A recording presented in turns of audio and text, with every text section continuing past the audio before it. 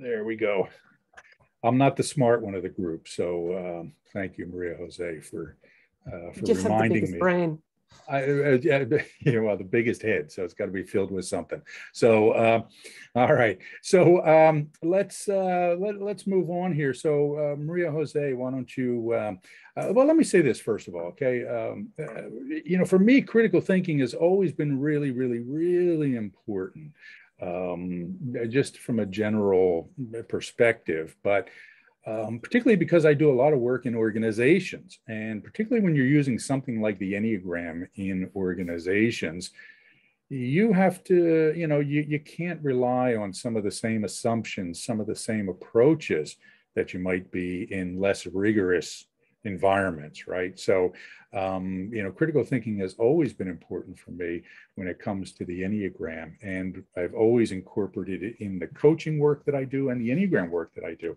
So, Maria Jose, first, I'm going to ask you, if you would, to talk a little bit about why you think this material is so important.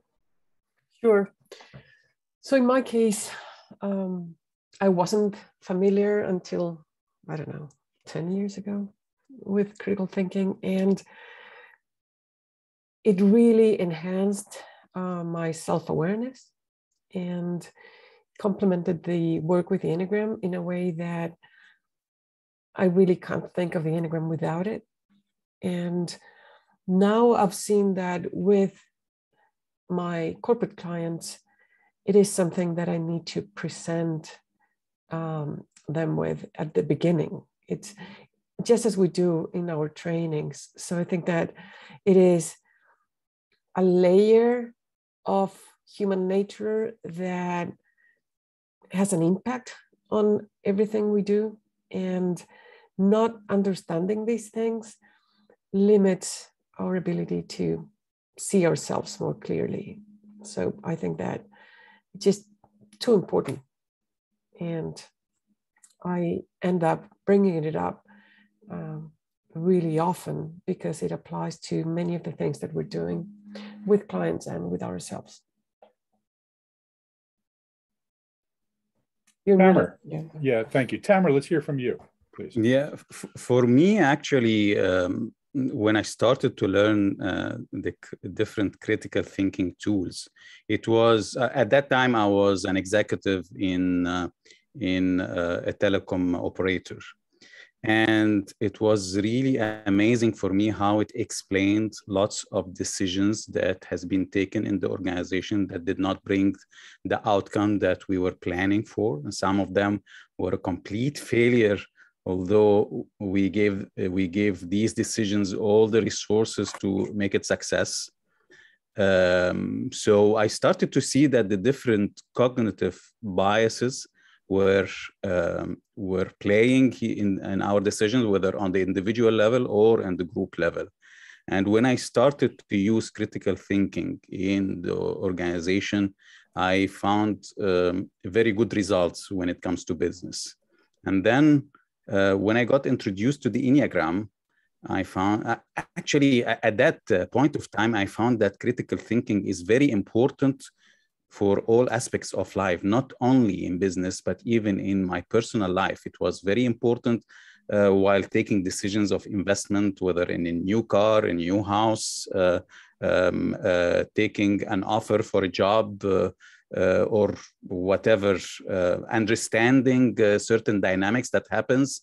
And lately, I found it very important during the COVID development, starting from the very beginning, that none of us were really understanding what is COVID, how is this developing, what impacts it's going to have on our way of working, and what decisions do we need to take as a response for that. So I found it very important in all aspects of life. And in the Enneagram, it's very important since Enneagram is a very important tool for creating awareness. And without critical thinking tools, I think we would be telling ourselves stories that most of them are not really true and would be an obstacle toward awareness. Great. Thanks, Tamer. So I'm going to say one thing before we kind of get into the formalities here. One of the reasons we're teaching this is because I'll say there's a an implied assumption. And so I'm going to make it unimplied right here. The Enneagram world suffers in a lot of ways from a lack of critical thinking. Okay. One of the reasons we think it's so important is that, one of the challenges of the Enneagram is that there is a low barrier to entry to being an Enneagram teacher, right? You can read a few books, you can go to a workshop, you can, you can channel, entities from the ether and declare yourself an Enneagram teacher and start teaching. And, so very often things that are being taught are not particularly rigorous in some of the claims and assumptions that are being made. Okay. And this creates a perilous set of circumstances for students because the Enneagram, like most psycho-spiritual traditions, attract people who are, shall we say, very open-minded, seekers after truth. And one of the dilemmas of seeking after truth is that the more mystical and, off to the edge that it is, the more attractive it can be for some people. Okay. One of the other dilemmas of being a seeker after truth is that it's very easy to believe that you found it before you have. Okay. So in order to be an effective seeker after truth, in order to be a savvy consumer of Enneagram content and a responsible teacher of the Enneagram, you should understand how the mind works in ways that undermines critical thinking, how it can affect you and how it can affect your students. All right. So that just to be fair, I think the Enneagram community falls victim of it, but we all do. I mean, it's something that is present everywhere in politics, in decision making, in everything. It's just amazing and or frightening. You're absolutely right. I'm sorry. Go ahead, Maria. No, go ahead. You're absolutely right. And I will also say that some of the most brilliant people I've ever met, I have met through the Enneagram world, right? So I'm not, I'm not casting aspersions on, the community as a whole. I am just putting out there some warnings that we should all be aware of as responsible adults. Okay. Go ahead, Tamara. A very important cognitive bias that we are going to talk about during our webinar today. I mean, a couple of cognitive biases, the cognitive distortion and the either or thinking. And I think it's very important to explain what we are going to do today through these two cognitive biases. When we are saying that critical thinking, we are not suggesting that you stop accessing your emotions or intuitions, but because that would be a cognitive distortion. When you hear critical thinking, that means no emotions, no intuitions, either or thinking. But what we are suggesting here is creating a healthy conversation between the three elements. Great point. All right. So Maria Jose, let's get to the slides, please. And how about putting in our little sales pitch right here for our upcoming certification program, okay, for anybody who hasn't heard about it yet. So you want to share the slides with us? I do. All right, great. So that's the topic of the program. All right. So some of the things we're going to talk about today are covered in my book, How to Think Well and Why, the Awareness to Action Guide to Clear Thinking, which is available through Amazon, very fairly priced, I might add. So if you want to follow up on some of these ideas, feel free to pick up a copy of that from Amazon in Kindle or paperback. All right. We do have a certification program coming up on September 15th. I think we're going to offer a special code for registrants for the session today. So I don't know, do you have that now, Maria Jose? Or I do. Okay. I will wait a bit. All right. We'll share it in the chat box. All right. And we'll shoot it in and we'll shoot it in an email to anybody who's registered as well. So feel free to reach out to us if you have any questions about it or want to get more information. Okay. What do we got next, Maria Jose? All right, here's our agenda. Why critical thinking skills matter for Enneagram students, right?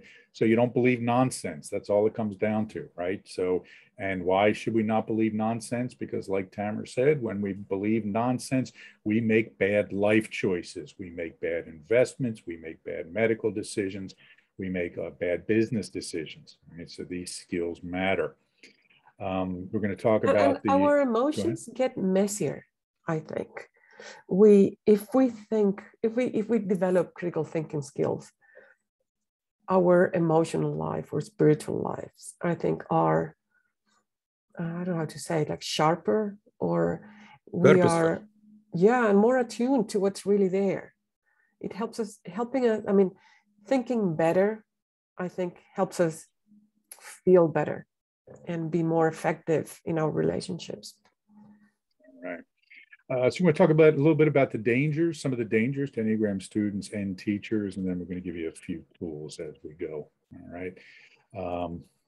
I just had a quick flashback of talking with my friend Ron Esposito, I think in Helsinki a few years back, Ron, when we were talking about this very topic. Can't tell you how happy I am to see you here. All right. So,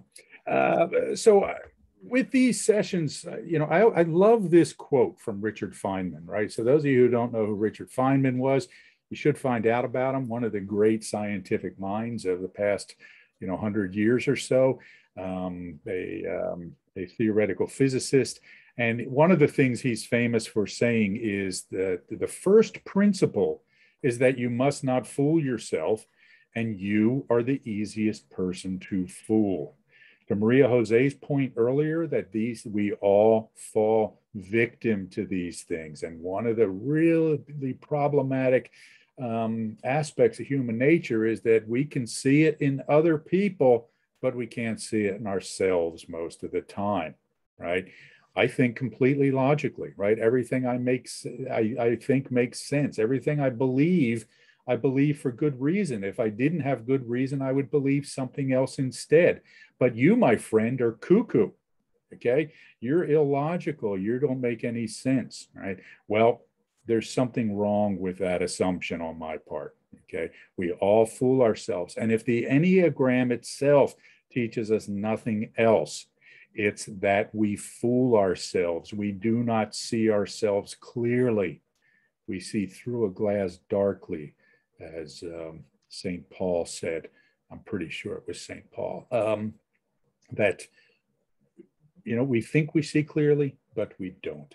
We don't see ourselves. We don't see the world clearly. Okay. All right. Next, please. Okay. Well, there we go. We don't see clearly. Our personality filters things. I see the world through a very 8-ish lens. I'm an Enneagram type 8.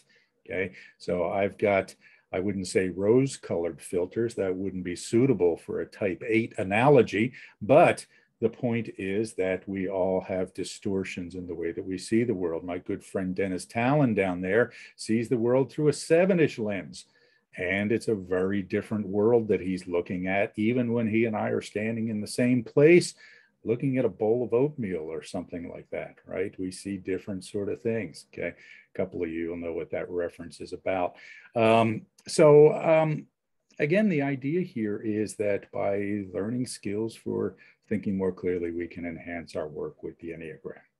All right, what do we got next, Maria Jose? Okay, human nature. All right, this is an important thing to understand. People always ask me, why do people have such different political beliefs? Why can people, take this view on this topic and other reasonable people take this view on this topic, right? Well, there's lots of reasons, but here's kind of the main one, okay? A couple aspects to remember. We make decisions based on emotional and non-conscious impulses, okay?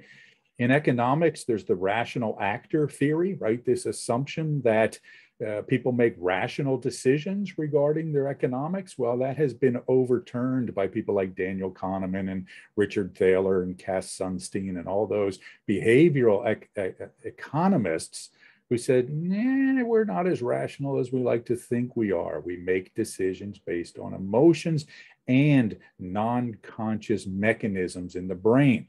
And the big challenge about a non-conscious mechanism is that it is Well, non-conscious, right? We're not aware of it. We can't see it. So it shapes how we see the world without us realizing it, okay?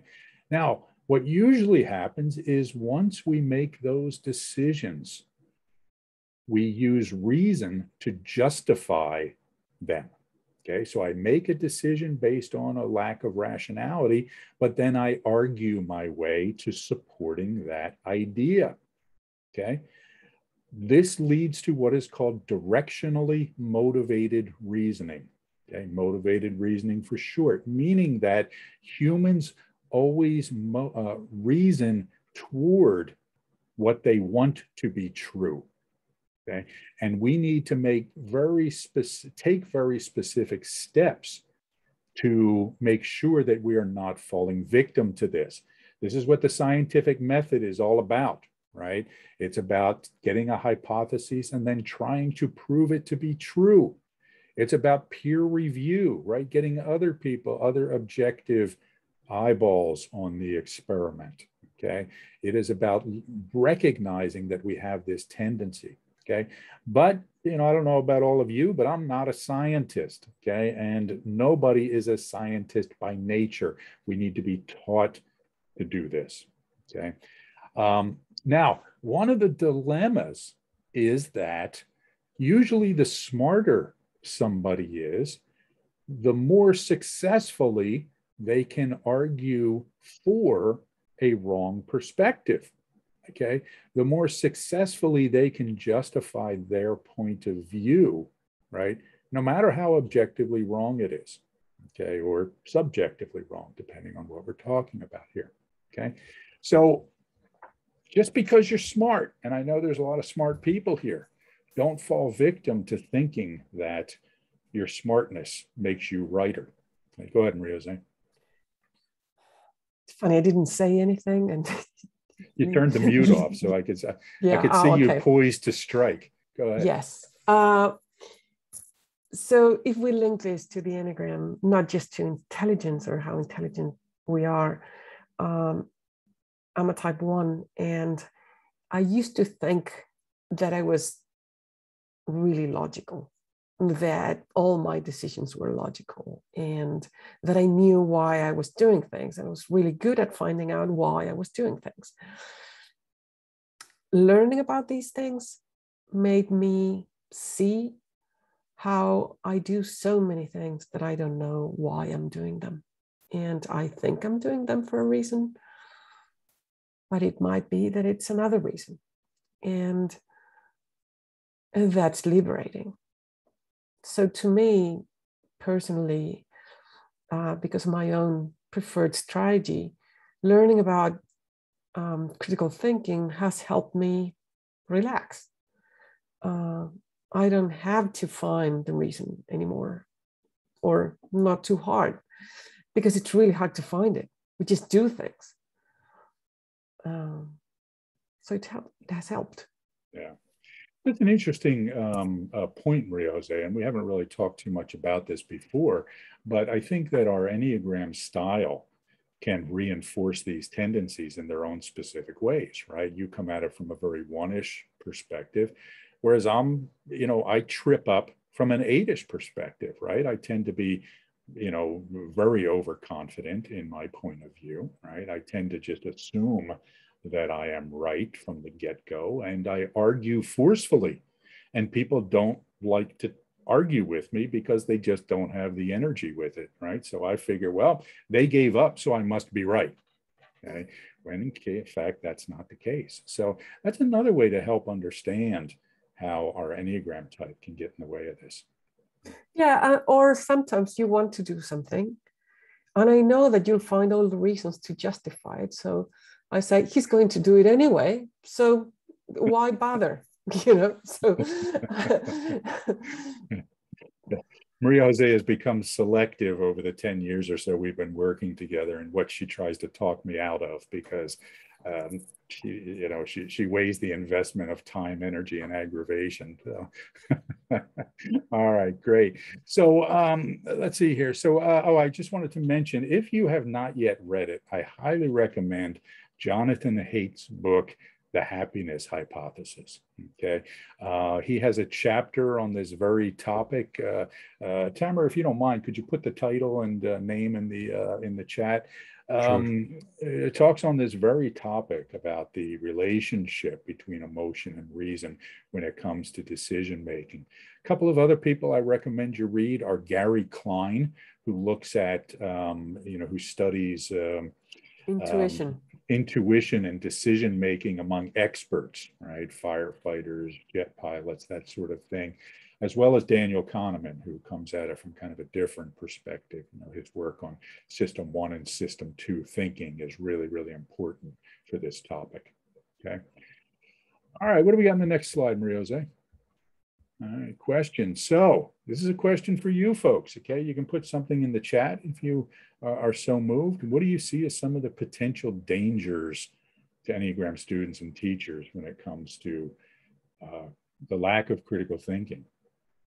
Anything come to mind? Give folks a minute to see if anybody has anything before we start sharing our point of view on this.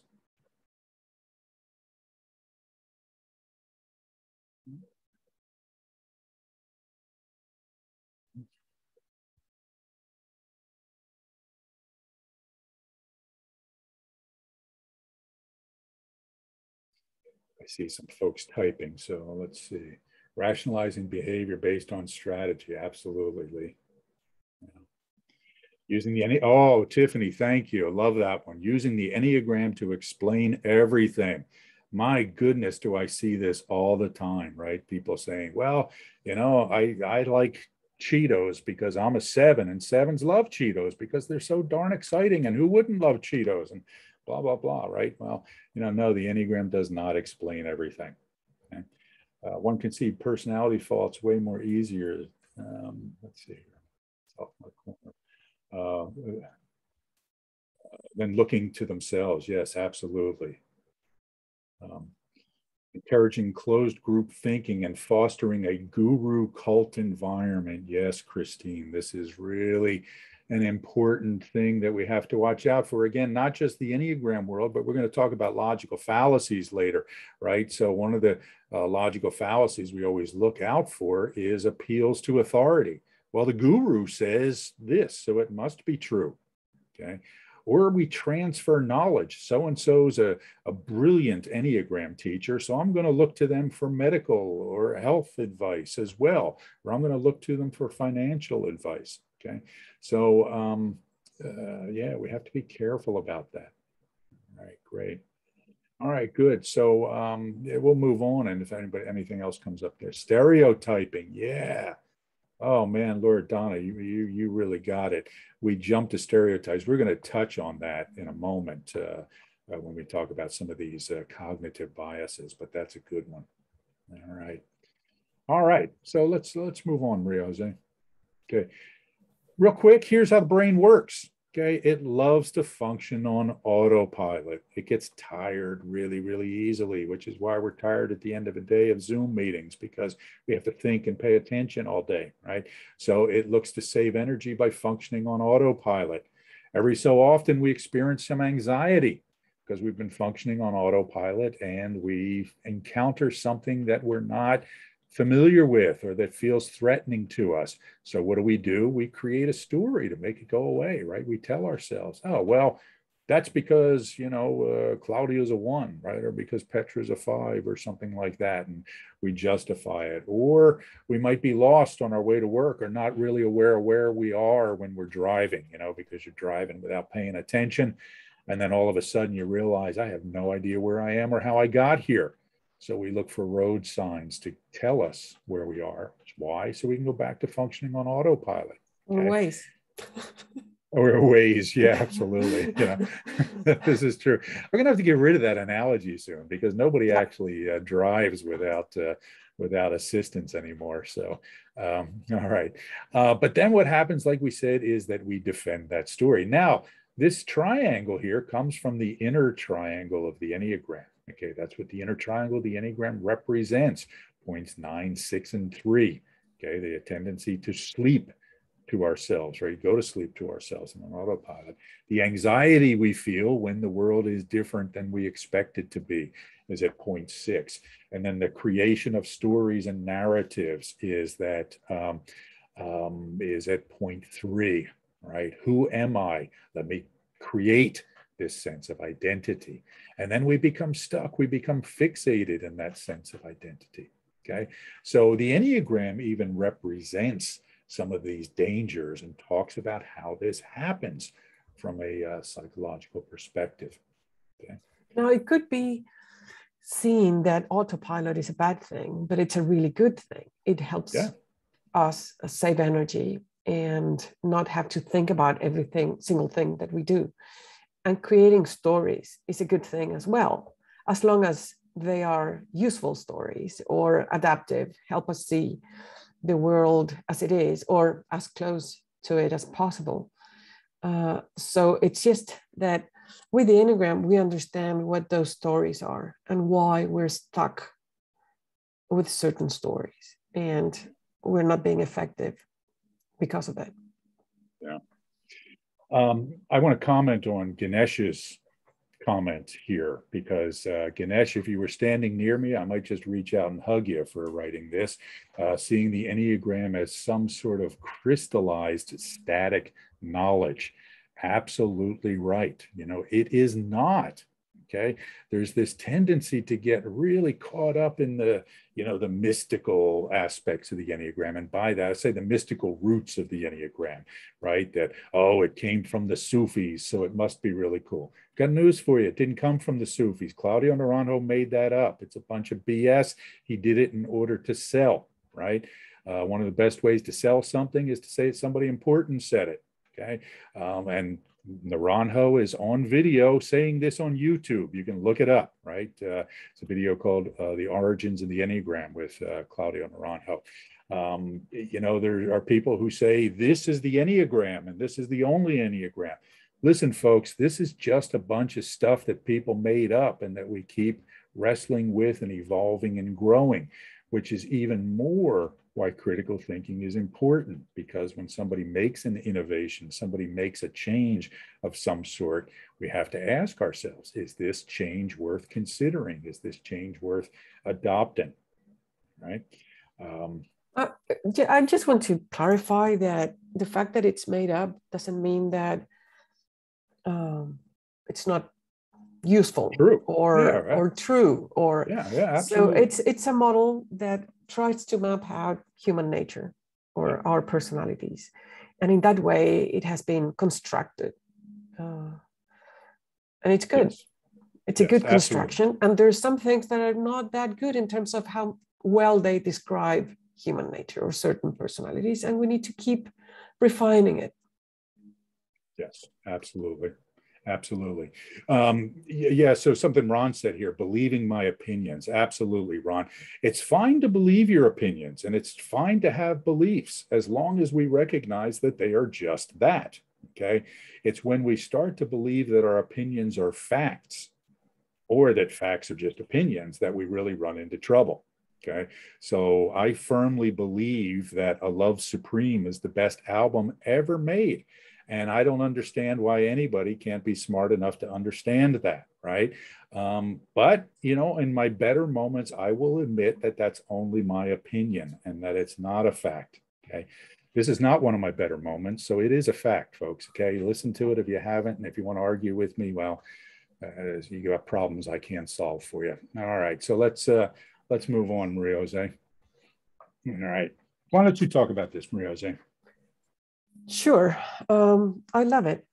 I don't love it, actually. I hate it, but it happens. And I like to know about it. I like to catch myself feeling this discomfort. This is cognitive dissonance, and it's this discomfort with caused by competing ideas or assumptions. So, for example, I might see myself as an intelligent person, and I might make a mistake or to say something that it's not true or that it's not a good idea. Now, if I see myself as smart and my idea is bad, there would be a this discomfort, and I might try to get rid of that discomfort, and that's where the problem comes. So feeling that discomfort is not the bad thing. It just happens, and we can get used to it. But we try to get rid of it and try to say, okay, now this is a good idea, and defend my idea. Or, well, I'm stupid. Then all of a sudden I'm not smart, I'm stupid. But getting rid of that discomfort is something we do, and doesn't help us see things clearly. We can have an idea about a type, that all type 8s are strikingly handsome. Sure, I wasn't really going to say that. That all type 8s are aggressive or angry all the time, for example. And then you meet Mario, and he's not angry all the time.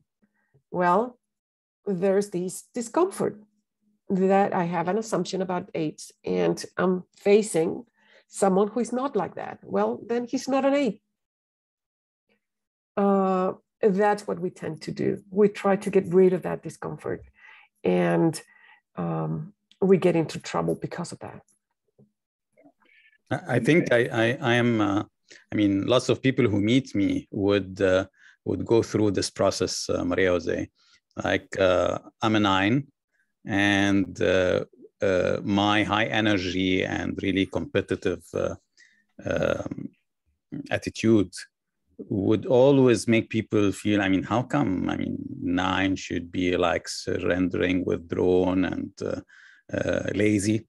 And accordingly, lots of people from the very beginning would get rid of this discomfort by deciding that I'm a 3, or maybe I'm an 8. And once they know me better, a couple of weeks or so, they would say, okay, now we understand why you're saying you're an 8. Yeah, it happened to us. Yes. Yeah, there's a really good book about cognitive dissonance. Mistakes were made, but not by me, by Carol Tavris, and I always forget the other author. Elliot Aronson is the other one. Yes. Yeah. It's really, really good. It explains many of the ways in which we feel this discomfort and what we tend to do about it. Yeah, so we want to move on here, but I just want to give an example of how this impacts people's work with the Enneagram. There's already been a couple of things, but I run into lots and lots of people who have mistyped themselves, right? And start to realize at some point that they may have mistyped themselves. But especially if they've been teaching the Enneagram for a while, it causes a lot of cognitive dissonance, right? And so I've seen Enneagram teachers who have this sort of insight that they may have misidentified their Enneagram type, but they get drawn back into believing, what they originally thought because of the cognitive dissonance, right? We can do that in our own assessments of other people. As an executive coach, when I tell somebody, you know what, I think you're a 7. And then, halfway into the engagement, I start to question myself. I have to ask myself, a part of my brain is saying, well, do you explore this thing that's nagging at the back of your brain? Or do you continue to position yourself as the expert, right? Now, that's a conscious deliberation, but very often it's happening non-consciously, okay? So we have to look for that stress, that dissonance, so we can resolve it. Okay. Now, in order to make this dissonance go away, the brain comes up with all these different cognitive biases, right? Cognitive biases are kind of structured way of thinking so that it makes this dissonance go away, right? They're habitual patterns that we fall into. And kind of the mother of all cognitive biases is the confirmation bias. Okay, Jose, go to the next slide, please. All right. We tend to see what we want to see, okay? If we get into our mind that, say, if I start to believe that I'm a 2, well, I will see all the 2-ish things in myself, and I will rationalize my way into explaining to myself or other people why I am a 2, all right? And I will struggle to see those things that undermine or go against my hypothesis, okay? We do it all the time. Okay. If you're holding a hammer, everything's a nail. Absolutely right, TJ. Okay. And we expect to see nails everywhere, so we go looking for them. This plays out all the time. You buy a red car, all of a sudden you see red cars everywhere. I never knew how many Chrysler Town and Countries there were on the road until I bought one, right? So confirmation bias gets to us. Maria Jose, talk to us about, yeah, go ahead. What are we going to ask? I was going to say, how do we see this in our work with the Enneagram? Well, we see it all the time. A big part of what we're doing with the Enneagram is assessing type, or assessing, the personality structure, and not only of ourselves, but of other people. And we create hypotheses, or we have ideas of what type a person might be. And we just see everything about that person that confirms that hypothesis. As a coach, I have to say that it is so tempting to just, and a coach and a teacher, actually, it is so tempting to have the right answer to someone who is asking about their type, and say, see, because you do this, you do that. And we need to be really careful with that, because we might think that we're too smart or feel the need to have the answer. So one of the things that we encourage people to do is, when they're assessing someone's type, is to think about 2 or 3 alternatives, because that allows them to think about other options and de-bias themselves. And because it's really hard to say, okay, what does that person have that might say that she's not a 2, for example? It is easier when you think of an alternative hypothesis, and always call your assessment a hypothesis, because it's not permanent. It is something that you're trying to disprove instead of trying to prove. You're muted. That's a really, really important point right there, okay? Referring to our assessment of someone as a provisional hypothesis, okay? Again, in science, the idea is to try to disprove a hypothesis, not to try and prove it to be true, right? We try to falsify it. So when, as Maria Jose said, whenever we're coaching people, we say, well, you know, here's my provisional hypothesis about you. But as new data comes along, as I get to know you better, I may see something else. And if I see other things, I will change my mind. Okay. That's what a responsible teacher does. Okay. I used to, you know, when I was first started doing this, I used to take real pride in getting people's Enneagram types right away, right? Assessing them, saying, oh, you're a 4 without a doubt, or you're a 7. Well, that's the sign of an inexperienced and immature Enneagram teacher, right? Take your time and be happy to prove yourself wrong, because you've learned something every time you prove yourself wrong. Yeah, and Ganesh here says, it's tempting to type because it offers an easy template to understand others, a kind of quick fix. And it is. We need these stories. This is stories about other people. The thing is not believing they're true too quickly, and being open to changing your mind about it. And it's tempting also. I mean, it's natural to do it, but it is tempting to try to be right when you're a teacher, because you may feel that it gives you authority, that people expect you to know. And that's tricky. All right, let's go on and talk about some other cognitive biases before we move on. So there's a few others that are important here. So there's what's called the anchoring bias, and this is a tendency to rely too heavily on the first piece of information that comes along.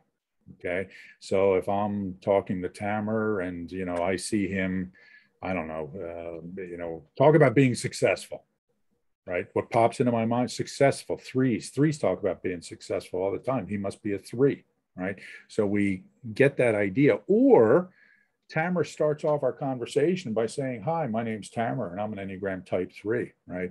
Or he has a t-shirt with his number on it, or a coffee mug or something like that, a bracelet, whatever it is. And so it gets anchored in my mind that Tamer's a type 3, and I can't see the things that go against that assumption. Okay? Yeah, I'll just share a quick example. We had in one of our programs somebody who said that she was a type 1. And throughout the program, she talked about being a 1. Now, we did a typing interview, and it looked like she wasn't a 1, but a 7. But when people had to assess her type, most of them could only see type 1. Yeah. When a new group who had not experienced her saying that she was a type 1 watched that same video, that same recording of the typing interview, almost nobody saw 1. They all saw 7, or most of them, 7 or 9. Yeah, that's a great example, right? So she had spent the whole session with the whole training talking about how she was a 1 and nobody could see past it. Great. Yes. The next one is what we call the automation bias. This is people's tendency to believe data from mechanized ways, right? So why is this relevant? Well, all the time people take an Enneagram test and they say, well, geez, I always thought I was a 5, but I took this test and it said I'm a 7. So I guess I'm a 7, right? No matter how many times you tell people Enneagram tests are not completely reliable, the best of them are only about 70% accurate, people still have a tendency to abandon their own self-perception, the knowledge that, the people close to them have, and jump to what the test says. So be very careful about this, particularly when you're teaching the Enneagram. Go ahead, Tamer. And that impacts actually the way that we use these tests. We use tests at Awareness to Action, but we don't use them to decide on the type as much as we use them as a conversation opener through the process of the assessment. So why do you think this happens? So why did you answer this way? What do you observe in yourself?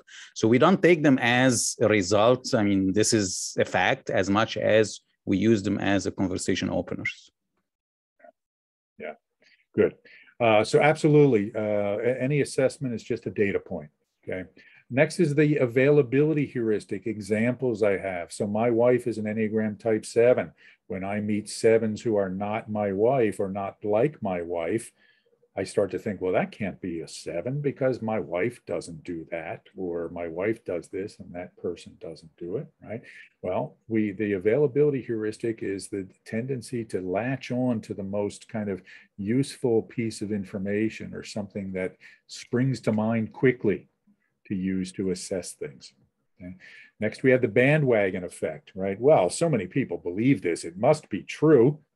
Okay, everybody believes that so-and-so's a 5, it must be true. Or everybody believes that the Enneagram came from the Sufis, so it must be true, etc. Okay, clustering illusion is the tendency to see random clustering in small samples as a pattern reflecting a larger trend. Type descriptions are part of this. I remember years ago being at an Enneagram conference, and a guy walks up to me and starts talking to me about my book, a book I had written or co-authored. And a few minutes into the conversation, he asks me to read an article that he wrote. And he said, well, look, I know that 8s don't read, but the article's not that long. And I'm thinking to myself, okay, well, I wrote a book. One would assume that at least I read sometimes, right? But this guy was using the example of his wife and a couple of other 8s that he knew. And because he knew 3 8s that didn't read, he assumed no 8s read, right? We see patterns all the time that don't really exist because we cluster based on small samples. Go ahead, Maria-Jose. No, I thought you were going to share what you did with the article. Yeah, well, as soon as he walked away, I threw it in the trash. But so 8s may read, but they're not going to read something that an idiot handed them, right? Is kind of what it comes down to. So no, that's not a nice thing to say. He was a very nice guy. All right, so finally we have the framing effect. Okay, this is the tendency of the presentation method of the information to shape the perception of the information, meaning whatever frame we apply will shape how we see things, right? If we think about, say, tri-type, we will, interpret things through the tri-type lens. If we think about subtypes, we'll interpret behavior through the subtype lens. We'll think about it through the wing lens, if that's how we think. If we think about the Enneagram as different centers, that's how we will see things, okay? If we think sevens are like this, that's how we will describe sevens. Now, one of the ways I think this is relevant, okay? One of the ways I think this is really important is we have to be careful about using panels of discussions. This is not a criticism of the panel approach. I think they're really useful. But one of the things that happens is we tend to go to an Enneagram training and we say, well, sevens do this and sevens do that and sevens are like this and sevens are like that. Now, who thinks they're a seven, right? Okay, come up here on the stage and we're going to ask you questions about what it's like to be a seven. And what do? Basically repeat back what they were just told that sevens do, right? And we've all been at these situations where we're looking for, listening to panels of people talking. And we're thinking, that guy up there saying he's a seven, but boy, oh boy, I am not seeing it. Okay. And what he's saying is not resonating with what I know to be sevens. Okay. So again, this is not anything against panels. We just have to be very careful about how conversations are framed. Yeah. A lot of parroting on those things. You're absolutely right, Ron. All right. All right, so the next thing we want to talk about briefly are logical fallacies. Now, again, with both the cognitive biases and logical fallacies, you can find all sorts of resources for these on the internet, okay? You don't have to just buy my book that lists a lot of these things, although, again, you're welcome to do that.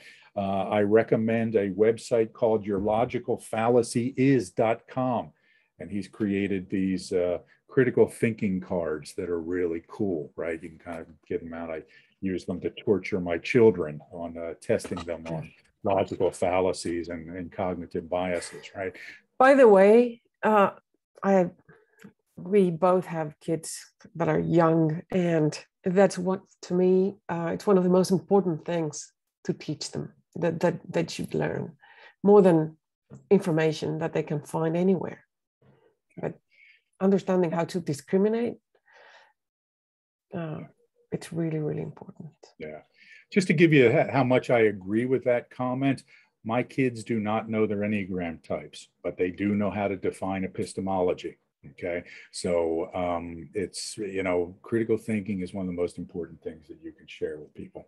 All right. So here's a couple of relevant. So the code to register with a 10% discount for the certification program is ATA92, and that's a code to register. I'll share the link, or maybe Tamer, you can share the link to register for the certification program. Sure.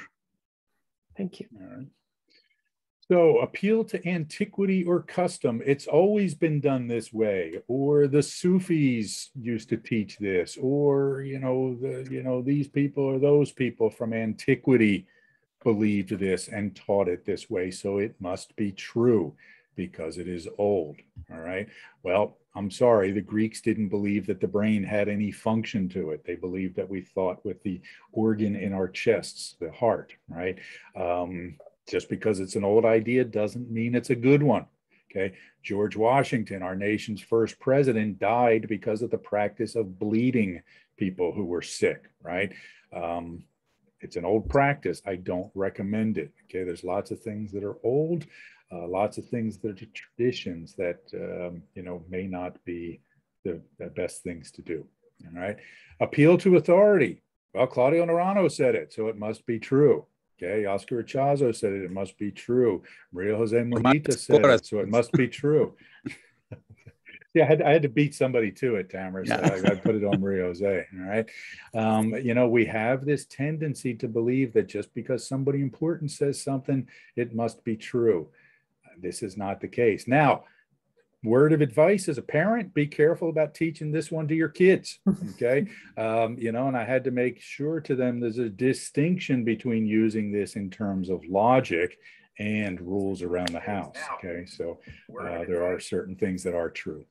All right, so let's see. Appeal to popularity. Again, everybody believes it, so it must be true. I mean, what could be the harm if everybody's doing it? And finally, the psychologist fallacy. This is an important one for work with the Enneagram and sums up some of the dangers of all this stuff. The psychologist fallacy is here. I want to make sure I get this wording right so I don't mispronounce it or missay it, but presupposes the objectivity of one's own perspective when analyzing a behavioral event. Meaning, I see clearly, you don't. You know what, Claudia, you're being a little bit emotional here and you're letting your Enneagram type get in the way of this, et cetera, et cetera. I knew one Enneagram teacher who used to start off his response to anybody's disagreement with him as, well, you're a 7, and so you disagree because of this, or you're a 5, so you disagree because of that, right? So we have to be careful about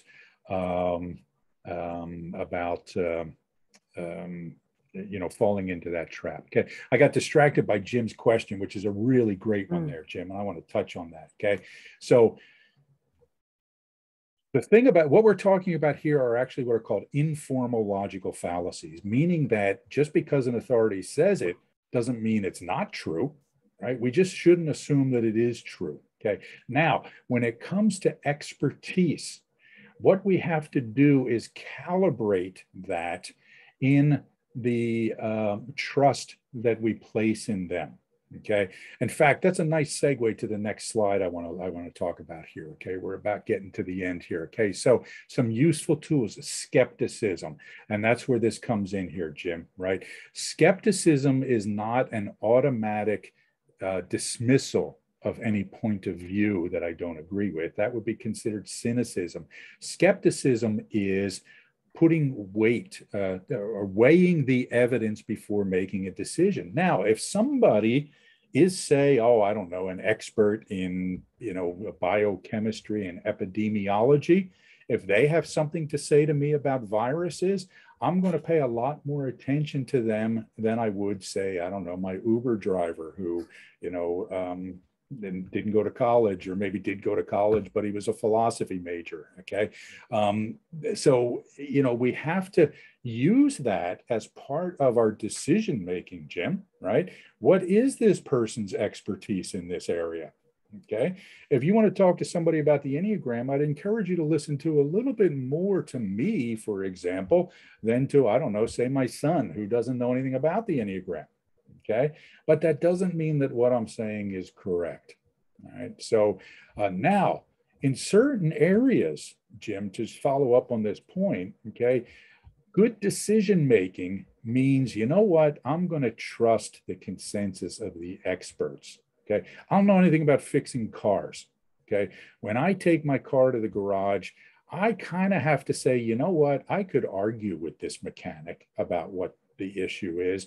But at some point, I just have to say, you know what, this guy's the expert. I'm going to trust, but also, if it doesn't get fixed right or something like that, I'm not going to just assume that he automatically knew what he did. Okay, so it's all about weighing expertise.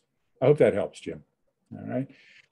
Okay, so skepticism is really, really, really important. And we should weigh this about any claim that anybody makes about the Enneagram or their experience with it or their claims about it. Okay. If I tell you that, I learned the Enneagram directly from Metatron, you better ask for some evidence on that. Okay. Doesn't mean I didn't.